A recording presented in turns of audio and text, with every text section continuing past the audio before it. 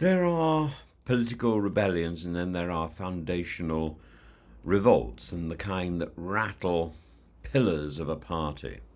And the latter, I think, is now unfolding within Labour.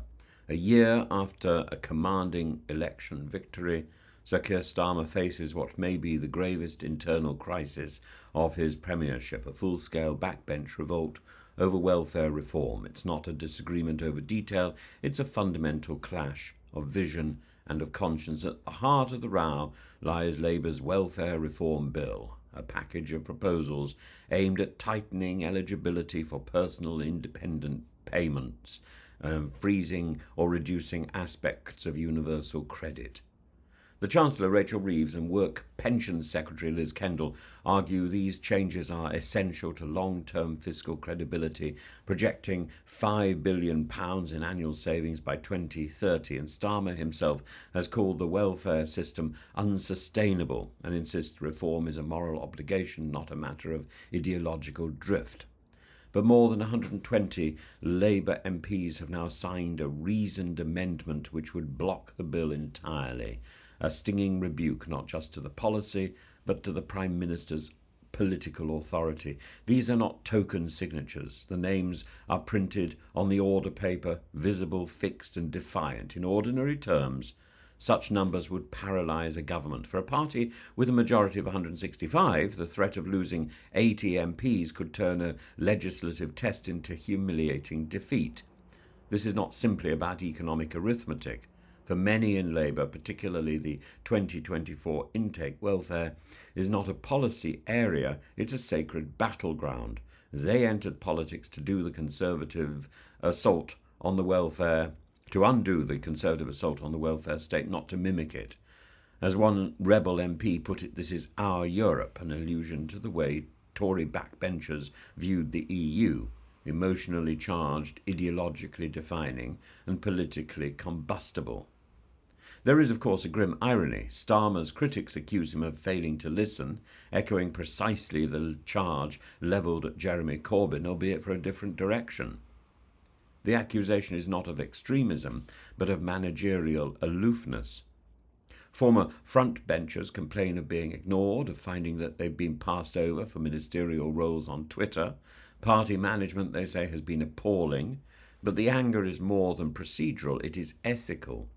Many MPs believe the proposals will harm the very people Labour was elected to protect: disabled people with modest support needs, low-income workers relying on universal credit, and the long-term sick. A new points-based system for PIP eligibility risks excluding people with fluctuating or invisible conditions. Cuts to the health element of universal credit threaten to erode the financial foundation beneath hundreds of thousands of households. One Labour MP asked quite pointedly, if the thrust is about helping people into work, why are we cutting support for people who are already in work? Starmer's defenders argue that the welfare system cannot be sustained without reform, that without some form of cost control, public support for welfare itself will collapse. That is the technocrats' argument. But politics is not solely an exercise in technocracy. It's also theatre and narrative and principle, and Starmer's refusal to back down, even as the rebellion grows, has begun to take on a tragic Shakespearean hue. The man of reason undone by a failure to grasp emotion, and nowhere is the symbolism more damaging than in the possibility that this bill may pass only with Conservative support. That would be a rhetorical grift, a gift to Starmer's enemies, inside and outside the party.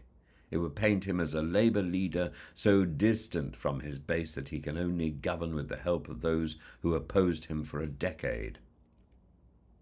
And then there's the Speaker. Sir Lindsay Hoyle's decision on whether to allow a vote on the Rebels' amendment is crucial.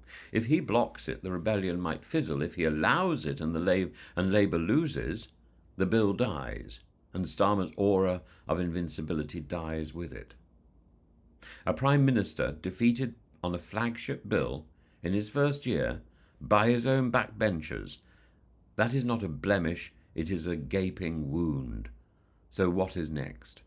Downing Street's current tactic appears to be attrition: press ahead, hint at future revisions, and hope the numbers fall short. Some rebels have been told sotto voce that cuts to PIP won't begin until 2027 and can still be revisited. Others have been threatened with suspension, though many say they are willing to be one-term MPs for the sake of principle. The mood is volatile but resolute. The deeper question, however, is not whether Starmer survives this vote. It is what this episode reveals about the coalition he now leads, and whether it can be held together.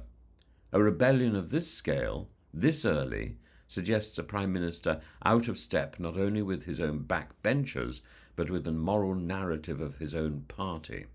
Reforming welfare may be necessary, but to do so without consultation, without consent, without compassion, that is political folly. And in the end, perhaps even economic reform must be rooted in emotional intelligence.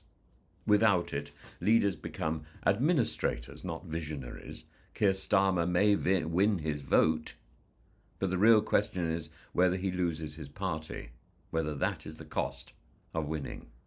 And if so, for how long that loss becomes irreversible, and whether he can plough on without the party behind him.